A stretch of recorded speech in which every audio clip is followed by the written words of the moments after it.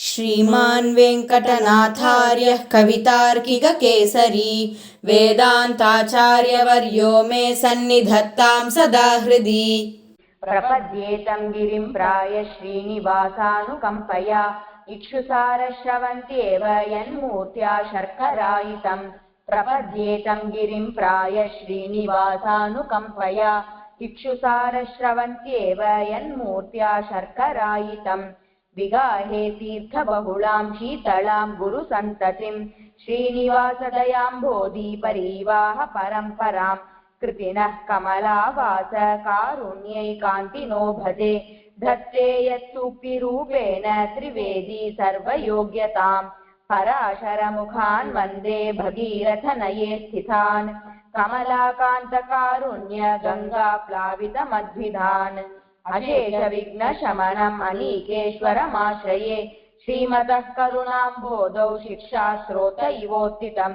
समस्तजननीं वन्दे चैतन्यस्तन्यदायिनीं श्रेयसीं श्रीनिवासस्य करुणामिव रूपिणीं। वन्दे वृषगिरीशस्य महिषीं विश्वधारिणीं तत्कृपा प्रतिघातानां क्षमया वारणं यया। निशामयतु मां नीला यद्भोगपटलैर्ध्रुवं भावितं श्रीनिवासस्य भक्तदोषेष्वदर्शनम्। कमप्यनवधिं वन्दे करुणावरुणालयं वृषशैलतटस्थानां स्वयं व्यक्तिमुपागतम्। अकिञ्चननिधिं सूतिम् अपवर्गत्रिवर्गयोः अञ्जनाद्रीश्वरदयामभीष्टौमि निरञ्जनाम्। अनुचरशक्त्यादिगुणाम् अग्रेसरबोधविरचितालोकां स्वाधीनवृषगिरीशां स्वयं प्रभूतां प्रमाणयामि दयाम्। अपि निखिललोकसुचरितमुष्टिं दयदुरितमूर्छनाजुष्टं सञ्जीवयतु दये माम् अञ्जनगिरिनाथ रञ्जनी भवति। भगवति दये भवत्या वृषगिरिनाथे समाप्लुते तुङ्गे अप्रतिकमज्जनानां हस्तालम्बो मदागसामृग्यः। कृपणजनकल्पलतिकां कृतापराधस्य निष्क्रिया माद्यां वृषगिरिनाथ दये त्वां विदन्ति संसारतारिणीं विबुधाः। वृषगिरिगृहमेधि गुणाः बोधबलैश्वर्य वीर्यशक्तिमुखाः दोषा भवेयुरेते यदि नाम दये त्वया विना भूताः। आसृष्टिसन्ततानाम् अपराधानां निरोधिनीं जगतः पद्मासहाय करुणे प्रतिसञ्चर केलिमाचरति। अचिरविशिष्टान् प्रलये जन्तूनवलोक्य जात निर्वेदा करणकळेबरयोगं वितरसि वृषशैलनाथ करुणे त्वम्। अनुगुणदशार्पितेन श्रीधर करुणे समाहितस्नेह शमयसि तमः प्रजानां शास्त्रमयेन स्थिरप्रदीपेन। रूढा वृषाचलपतेः पादे मुखकान्तिपत्रलच्छाया करुणे सुखयसि विनतान् कटाक्षविटपैः करापचेयफलैः। नयने वृषाचलेन्दोः तारामैत्रीं ददानया करुणे दृष्टस्त्वयैव जनिमान् अपवर्गमकृष्टपथ्यमनुभवति। समयोपनतैस्तव प्रवाहैः अनुकम्पे कृतसम्प्लवाधरित्री शरणागत सस्यमालिनीयं वृषशैलेश कृषीबलं दिनोति। फलशोदधि सम्पदो भवत्याः करुणे सन्मतिमन्त्रसंस्कृतायाः। अमृतां शमवैमि दिव्यदेहं मृतसञ्जीवनमञ्जनाचलेन्दोः जलधेरिव शीततादये त्वं वृषशैलाधिपते स्वभावभूता। प्रलयारभटी नटीं तदीक्षां प्रसभं ग्राहयसि प्रसत्तिलास्यं। प्रणतः प्रतिकूलमूलगाति प्रतिघः कोऽपि वृषाचलेश्वरस्य कळमेयवसापचायनीत्या करुणे किङ्करतां तवोपयाति। अबहिष्कृतनिग्रहान् विदन्तः कमलाकान्तगुणान् स्वतन्त्रतादीन् अविकल्पमनुग्रहं दुहानां भवतीमेव दये भजन्ति सन्तः। कमलानिलयस्त्वया दयालुः करुणे निष्करुणा निरूपणे त्वम्। अतएव हितावकाशितानां दुरितानां भवति त्वदेव भीतिः। अतिलङ्घितशासनेष्वभीक्ष्णम् वृषशैलाधिपतिर्विजृम्भितोष्मा पुनरेव दये क्षमानिदानैः भवती माद्रियते भवत्यधीनैः करुणे दुरितेषु मामकेषु प्रतिकारान्तरदुर्जयेषु खिन्नः कवचायितया त्वयैव शार्गी विजयस्थानमुपाश्रितो वृषाद्रिम् मयि तिष्ठति दुष्कृतां प्रदाने मितदोषानितरान् विचिन्वती त्वम् अपराधगणैरपूर्णकुक्षिः कमलाकान्तदये कथं भवित्री अहमस्म्यपराधचक्रवर्ती करुणे त्वं च गुणेषु सार्वभौमी विदुषी स्थितिमीदृशीं स्वयं मां वृषशैलेश्वरपादसात् कुरु त्वम् अशिथिलकरणेऽस्मिन् अक्षतश्वासवृत्तौ वपुषि गमनयोग्ये वासमासादयेयम् वृषगिरिकटकेषु व्यञ्जयत्सु प्रतीतैः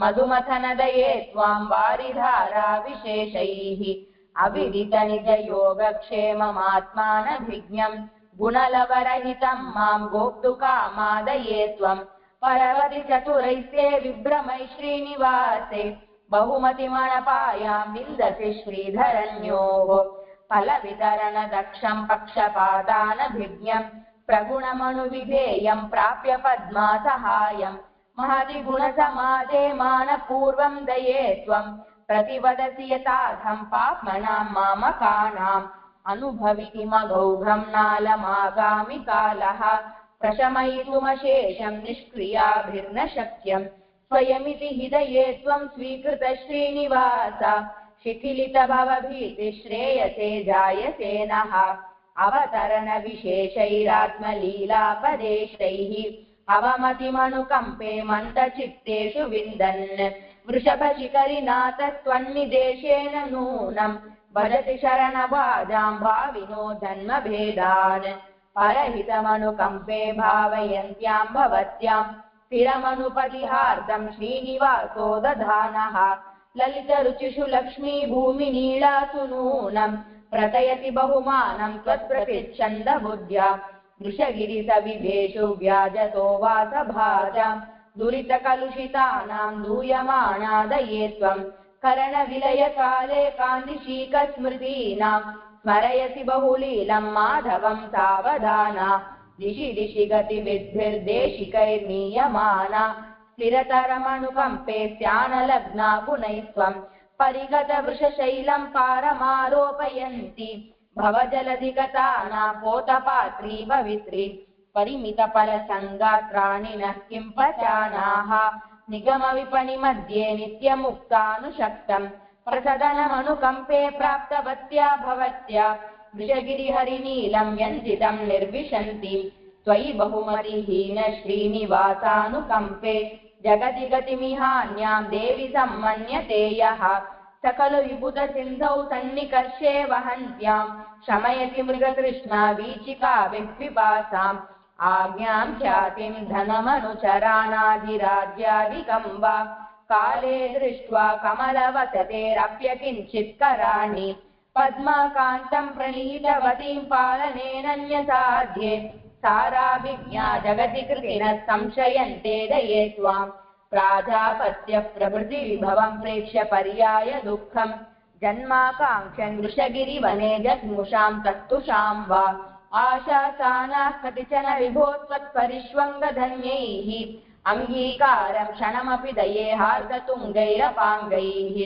नाभी पद्मस्फुरणसुभगा नव्यनीलोत्पलाभा क्रीडाशैलं कमपि करुणे वृण्वती वेङ्कटाख्यम् सीता नित्यं प्रसरनवती श्रद्दधानावगाह्य दिव्या काचित् जयति महती दीर्घिका तावकीना यस्मिन् दृष्टे तदितरसुखैर्गम्यते गोष्पदत्वम् सत्यं ज्ञानं त्रिभिरवधिभिर्मुक्तमानन्दसिन्धुम् त्वत्स्वीकारात्तमिह कृतिनः सूरिबृन्दानुभाव्य नित्यापूर्वं निधिमिव दये निर्विशन्त्यञ्जनाद्रौ सारं लब्ध्वा कमपि महतः श्रीनिवासाम्बुराशेः काले काले घनरसवती कालिकेवानुकम्पे व्यक्तोन्मेषा मृगपतिगिरौ विश्वमाप्याययन्ति शीलोपज्ञं शरति भवती शीतलं सद्गुणौघम् भीमे नित्यं भवदलनिधौ मज्जतां मानवानाम्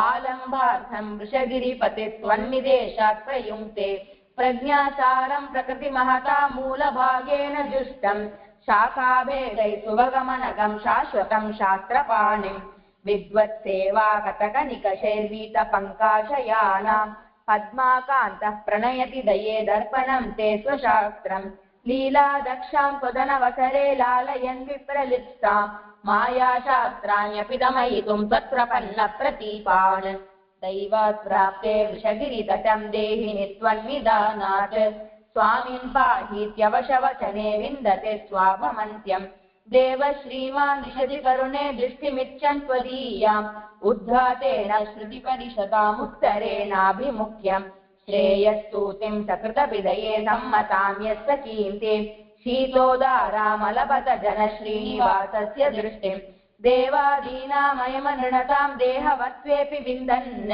बन्धान्मुक्तो परिभिरनगैः पूर्यते तत्प्रयुक्तैः दिव्यापाङ्गं दिशति करुणेयेषु सद्देशिकात्मा क्षिप्रं प्राप्ता वृषगिरिपतिं क्षत्रबन्ध्वादयस्ते विश्वाचार्या वृषिवमुखात् स्वाधिकारोपरुद्धाः मन्ये माता जगैव सुते वत्सला मादृशे त्वम् अधिकृपणोऽपि जन्तुरधिगम्य दये भवति अशिथिलधर्मसेतु पदवीं रुचिरामचिरात् अमितमहोर्मिजालमतिलङ्घ्य भवाम्बुनिधिं भवति वृषाचलेश पदपत्तन नित्यधनि अभिमुखभावसम्पदविसम्भविनां भविनां क्वचिदुपलक्षिता क्वचिदभङ्गुरगूढगतिः विमलरसावहा वृषगिरीशदये भवति तपति सरस्वतीव शमयस्य घमप्रतिकम् अपि करुणे जनस्य तरुणेन्दुविभूषणताम् अपि कमलासनत्वमपि धाम वृषाद्रिपतेः तरतमतावशेन तनुते ननुते विगतिः परहितवर्ष्मणा परिपचेलिमचेलिमति धृतभुवनादये त्रिविधगत्यनुकूलधरा वृषगिरिनाथपादफलिरं भवति भवति अविदितवैभवापि सुरसिन्धुरिवातनुते सकृतवगाहमानमपतापमपापमपि निगमसमाश्रिता निखिललोकसमृद्धिकरी भजतगकूलमुद्रुजगतिः परितप्तहिता प्रकटितहंसमस्य कमटाद्यवतारशता विबुधचरित्र्यं वृषगिरीशदये वहति जगतिमितं पचात्वदितरादुदये तरला फलनियमोज्झिता भवति सन्तपणाय पुनः त्वमिह निरङ्कुशः प्रशगनादिविभूतिमति वितरसि देहिनां निरवधिं वृषशैलनिधिं सकरुणलौकिकप्रभुपरिग्रहनिग्रहयोः नियतिमुपाधिचक्र परिवृत्तिपरम्परया प्रियपमहीधरेश करुणे वितरङ्गयताम्